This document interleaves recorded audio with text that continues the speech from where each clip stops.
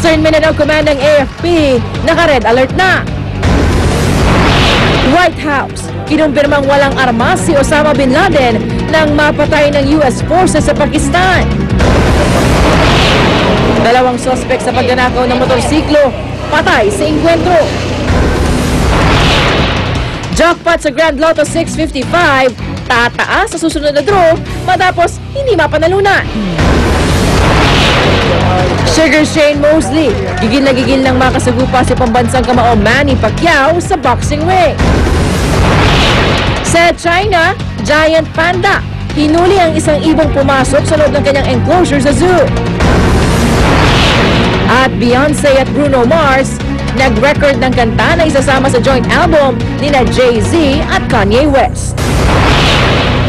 Huwag pahuli, tutok na sa unang balita.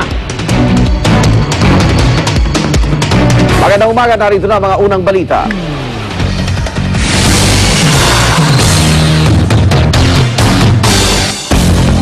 Ilang lugar sa Mindanao ang nanatiling nasa high terror threat. Yan ang lumabas sa pulo ng security cluster ng kabinete bilang paghanda sa mga posibleng sympathy attack na mga galamay ni Osama Bin Laden. Pero hindi pa rin isinasantabi ang posibilidad na maging target ang Kamaynilaan na sentro ng gobyerno at komersyo. Narito ang report ni Lay Alves.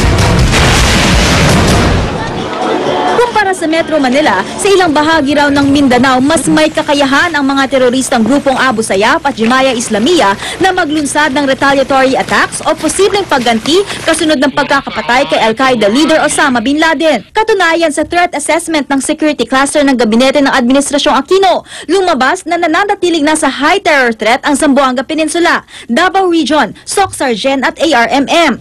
This means that the threat groups have the intent and capability to undertake terrorist activities. It is in some of these in the localities of these regions that retaliatory attacks against the U.S. or that of its interests and its allies in the war against terror may be reasonably expected. Nasa 20 hanggang 30 miyembro raw kasi ng Jemaah Islamiyah ang nagkukuta sa Central Mindanao, sa Basilan at Tawi-Tawi. Pati mga dayuhang terorista binabantayan daw. Gaya na lang ng Malaysian national na si Zulkifli Abdir alias Marwan at ang Singaporean national na si Mawia na ngayon nasa Mindanao rin daw. Pero dahil nasa Metro Manila ang sentro ng gobyerno at komersyo, posibleng targetin pa rin daw ito. Kaya kahit naniniwala ang pamahalaan na walang kakayahan sa ngayon ang mga terorista na umatake sa Metro Manila, hinigpitan pang lalo ang seguridad sa mga embahada, mga lugar kung saan naglalagi ang mga foreigner, mga airport at seaport, simbahan, pati na mga mall. Ang SM Malls nga na may sariling security force, lalo raw naghigpit kasunod ng pagkamatay ni Bin Laden. Ito rin daw ang ginagawa ng Ayala Malls. Nasa tamang antas daw ang ipinatutupad nilang seguridad. The government has nonetheless deemed it prudent to upgrade security of critical infrastructures and other places deemed likely targets of a terrorist attack. Para sa unang balita, Lay Alves reporting.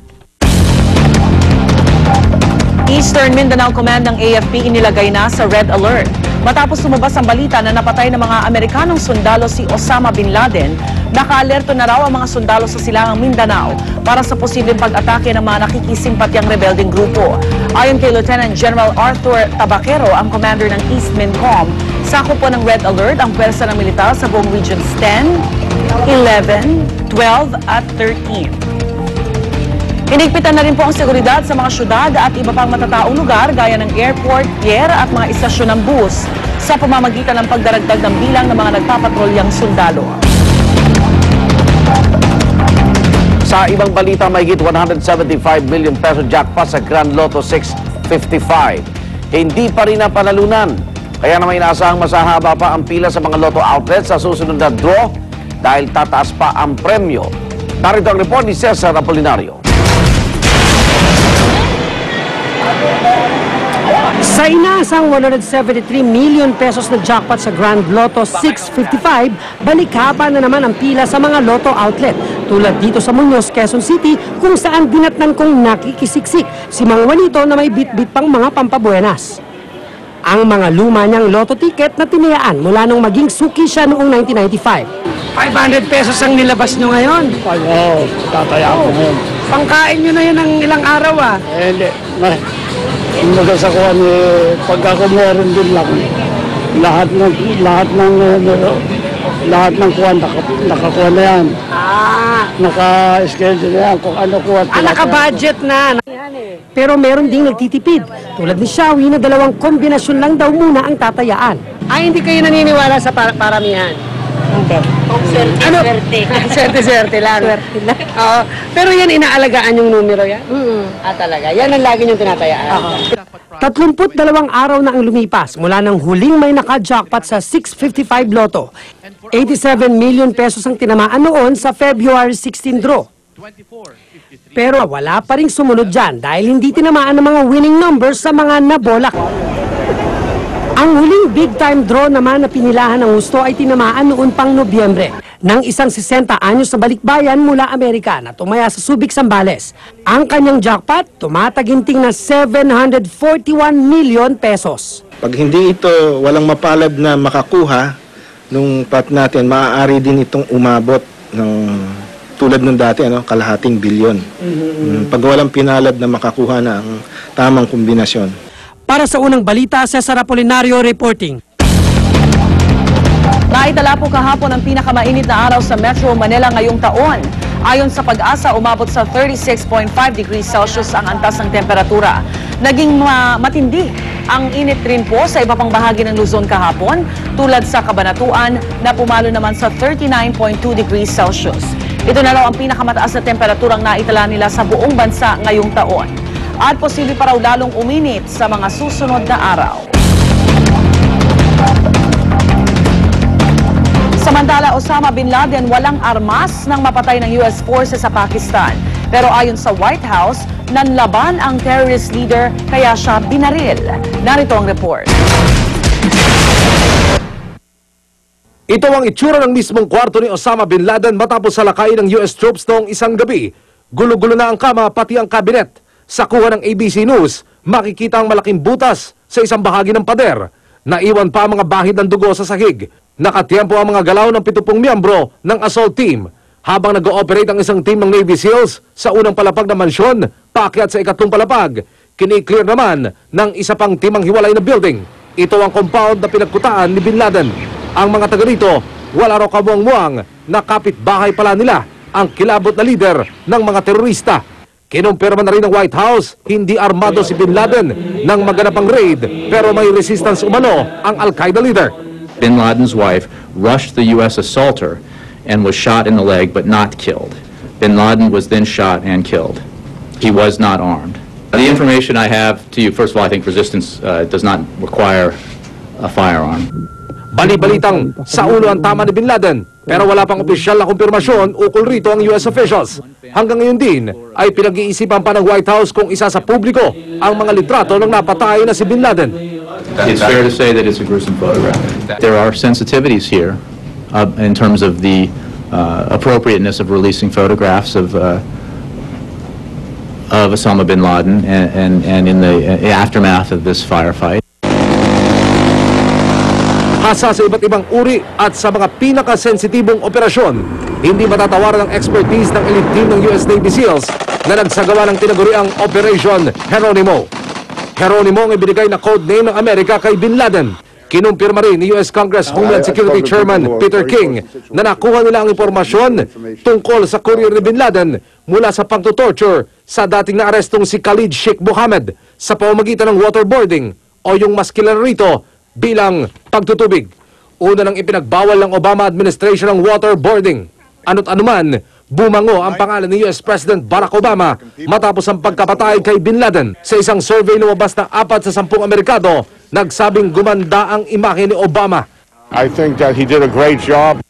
Ang mga litrato nga ni Obama at ang top US officials habang pinapanood ang aktwal na operasyon laban kay Bin Laden, sinasabing isa sa magiging tatak na imahe ng kanyang administrasyon.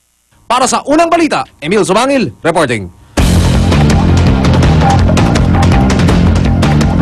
Sa ibang balita, outgoing Ombudsman Mercedes Gutierrez madamdaming nagpaalam sa kanyang mga tauhan at sa kanyang pag-alis sa ahensya, isang website ang naisbuksan ni Gutierrez kung saan pwedeng idulog ng publiko ang anumang reklamo laban sa mga ahensya ng gobyerno. Narito ang report ni Chino Gaston. Ang mahigpit na yakapang ito sa ika-23 anibersaryo ng Ombudsman's Office ang nagsilbi na ring pamamaalam ni Ombudsman Merceditas Gutierrez sa kanyang mga tauhan bago ganap na magbitiw sa pwesto sa Biyernes. Ginawa ko lang po ang lahat ng aking magagawa to the best of my ability for all of you, for the Office of the Ombudsman and for the country. I regret that I'm leaving without finishing my term. Ang aking pong paglisan dito sa opisina ng Ombudsman ay napakasakit dahil sa ating samahan. Bukod kay Special Prosecutor Wendell Sulit na nagsulong ng plea bargain agreement kay dating AFP Comptroller Carlos Garcia, dumating din ang pinasisibak na si Deputy Ombudsman Emilio Gonzales at si Overall Deputy Ombudsman Orlando Casimiro na siya munang hahawak sa Ombudsman's Office habang walang kapalit si Gutierrez. Sabi naman ni Gutierrez, ang huling 2 araw niya sa pwesto, igugugol niya sa pagtatapos ng nalalabing trabaho. At sa kanyang paglisan, mas maglalaan daw siya ng oras sa kanyang pamilya, lalo na raw sa kanyang inang may sakit. Plano rin daw niyang magbukas ng isang website kung saan pwedeng idulog ng publiko ang mga reklamo laban sa anumang sangay ng gobyerno. Siguro former ombudsman, I'll be able to be of help. Yun na nga, mas siguro, mas mayroong mas may dating, no? Na kung ako mismo magsusumbong sa Office of the Ombudsman. Kilalamang malapit sa pamilya Arroyo, muling iginiit ng outgoing ombudsman na handa raw siyang sakaling ipatawag ng korte. Gayunman, wala raw siyang nakikitang dahilan para tumestigo laban kay dating Pangulong Gloria Arroyo na siyang nagtalaga sa kanya sa pwesto. I can see that he's really trying his best to become a good president. Bago pa lang naman si Presidente, so I am praying for the President to succeed. Sa 37 taong nanilbihan siya sa gobyerno, 5 taon dito bilang ombudsman, sabi ni Gutierrez, isang aral daw ang kanyang natutunan. To become an ombudsman is a tough job. Para sa unang balita, Chino Gaston reporting. 2 suspect sa pagnanakaw ng motorsiklo patay sa shootout sa Maynila. At Beyonce at Bruno Mars nag-record ng kanta na isasama sa joint album nina Jay-Z at Kanye West. Huwag pa uli, tutok lang sa unang balita.